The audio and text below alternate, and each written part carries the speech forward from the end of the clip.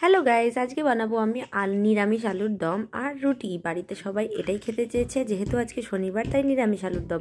তা নিয়ে নিয়েছি কাঁচা টমেটো একটা, পাকা টমেটো একটা, একটুখানি আদা, লঙ্কা, আর হচ্ছে জিরের গুঁড়ো, হলুদ গুঁড়ো, লঙ্কার গুঁড়ো, গোটা জিরে, ধনেপাতা, মটরশুঁটি। আর এখানে নিয়ে নিয়েছি নতুন আলু, ছোট ছোট আলুগুলো আছে, ওগুলো সেদ্ধ করা আছে। তো দেখো জাদু করে কি সুন্দর চট করে সবগুলো কেটে কেটে নিলাম।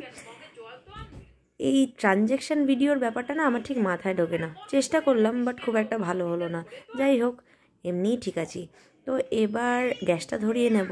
গ্যাসটা ধরানোর পর আমি কড়াইটা বসিয়ে নেব। কড়াইয়ে অল্প একটু তেল আগেই দেওয়া ছিল, তো আমি আবার একটুখানি তেল ঢেলে নেব কড়াইয়ের মধ্যে তেলটা ঢেলে তারপরে তেলটাকে গরম করে নিয়ে আমি আস্তে আস্তে দেব ফোড়নে দেব একটুখানি গোটা জিরে, আর যেই আদাটা থেতো করে রেখেছিলাম সেই আদাটা দিয়ে দেব।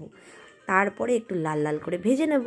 লাল লাল করে ভাজা হয়ে গেলে বাকি উপকরণগুলো দিতে থাকবো।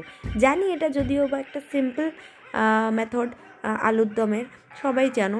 তো যাই হোক, আমার ইচ্ছে হলো ভিডিওটা দিতে, তাই দিলাম। তো দিয়ে দিলাম একটু কাঁচা লঙ্কা কুচি, আর এরপরে দেবো কাঁচা টমেটো কুচি। কাঁচা টমেটোটা দিলাম একটুখানি টেস্টের জন্য, আর কিছুই না, একটু টকটক হবে, বেশ ভালো লাগে আমার। আর একটুখানি দেব একটা যে পাকা টমেটো কুচিয়ে রেখেছিলাম, সেই পাকা টমেটোটা দেব। এটা একটু নাড়াচাড়া দিয়ে নিয়ে একটু হাই ফ্লেমে একটু নাড়াচাড়া দিয়ে নেব। তারপরে দিয়ে দেব পাকা টমেটোগুলো দিয়ে দেবো। পাকা টমেটোগুলো দিয়ে তারপরে হাই ফ্লেমে একটুখানি আবার নাড়াচাড়া দিয়ে নেব। হাই ফ্লেমে কেন দেবো? যাতে করে এই যে টমেটো এতগুলো দেওয়া হলো, টমেটোর যে রসটা ওটা যাতে টেনে নেয়, তাই হাই ফ্লেম করে নেব। আর এই গাজরটা দিয়ে আমার ছেলে খেলছিল, গাজরটা দিয়ে গেছে রান্নায় দেওয়ার জন্য। দেখো এসে আমাকে জ্বালাচ্ছে, বলছে ওগুলোও দিতে সব।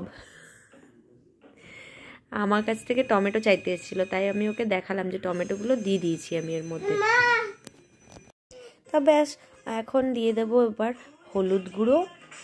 তোমরা তোমাদের পরিমাণ মতন মশলাপাতি দেবে। আমি এই চামচটার হাফ চামচ হলুদ গুঁড়ো দিলাম, আর এই চামচটা ভর্তি করে একটু জিরের গুঁড়ো দিয়ে দিলাম। জিরের গুঁড়ো ফ্লেভারটা না আমার বেশ ভালো লাগে, মানে জিরের ফ্লেভারটা। আর দিয়ে দিলাম লঙ্কার গুঁড়ো। এই লঙ্কার গুঁড়োতে ঝাল হয় না, এটা জাস্ট কালারের জন্য, কালারটা খুব সুন্দর হয়। আর ঝাল হয় মানে হালকা পাতলা, খুব একটা না। আর দিয়ে দিলাম স্বাদ মতন লবণ, যেটা ছাড়া একেবারেই যে কোনো তরকারি অচল। তো অনেকেই দেখেছি মিষ্টি ফিষ্টি দেয়, তো আমি আর চিনিটা দিলাম না, স্কিপ করলাম। আর দিয়ে দিলাম অল্প একটু মটরশুঁটি। আমার অত গাদা গাদা মটরশুঁটি খেতে খুব একটা ভালো লাগে না, তাই আমি অল্প মটরশুঁটি দিয়েছি। দিয়ে এটা কিন্তু হাই ফ্লেমেই চলছে। তারপরে দিয়ে দিলাম সেদ্ধ আলুগুলো দিয়ে এইবার ভালো করে নাড়াচাড়া দেবো। দেখো কি দারুণ একটা কালার এসছে, শুধু কালার না গো, দারুণ একটা স্মেলও বেরোচ্ছিলো, জানো তো। আমার তো দেখেই খেতে ইচ্ছে করছিল। যাই হোক, কালারটা কিন্তু দুর্দান্ত এসছে। এইবার নাড়াচাড়া ভালো করে দিয়ে নেব, দিয়ে নিয়ে একটু কষিয়ে নেব আর কি।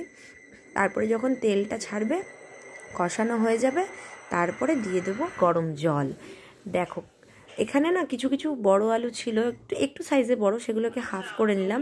যেহেতু সেদ্ধ আলু, ওই জন্য বেশিক্ষণ লাগবে না হতে, এখনই হয়ে যাবে।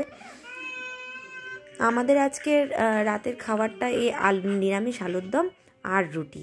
সবার ইচ্ছে হয়েছে, আজকে শীতটা প্রচণ্ড পরিমাণে বেড়েছে, তো তাই শীতের মধ্যে সবারই ইচ্ছে হচ্ছে একটু গরম গরম আলুর দম আর রুটি খেতে। তাই আমিও বানিয়ে ফেললাম গরম গরম আলুর দম আর রুটিটা পরে বানাবো, দেখাবো। তো যাই হোক, এখন কষানো হয়ে গেছে। আমার ফ্লাক্সে জল ছিল, একদম ফুটন্ত গরম গরম জল, ওই গরম জলটা ঢেলে দিলাম। আমার আলুর দম তো হয়ে গেছে, ঝোলটা একটু রাখবো, মাখা মাখা হয়ে যাবে। তো এখন দিয়ে দেবো কুচানো ধনে পাতা, যেটা আমি কুচিয়ে রেখেছিলাম আগে থেকেই। আর এইটা মাখা মাখা হয়ে যাবে, একটু ঝোলও খুব একটা থাকবে না, গামাখাই হবে, আলুতে ঝোল টেনে নেবে এরপরে। তো এই হচ্ছে আমার আলুর দম ফাটাফাটি। আর এইবার বানিয়ে নেবো আমি রুটি।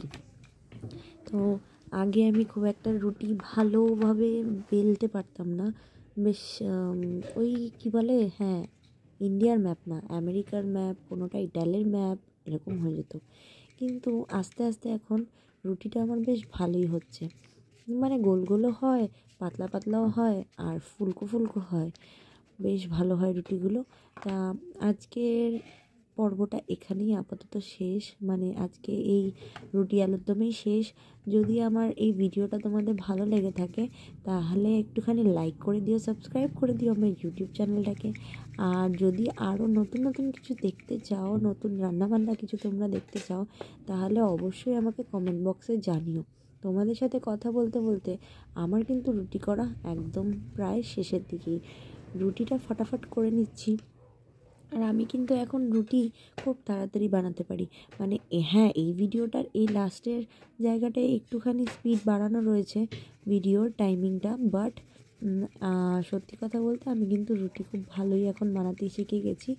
আর খুব কম সময়ের মধ্যে অনেকগুলো রুটি বানিয়ে ফেলতে পারি।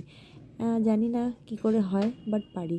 আর এই শীতের মধ্যে তোমরা কটা বিয়ে বাড়ি পেলে সেটা একটু জানিও। আমি কিন্তু এখনও পর্যন্ত একটাও বিয়েবাড়ি পাইনি।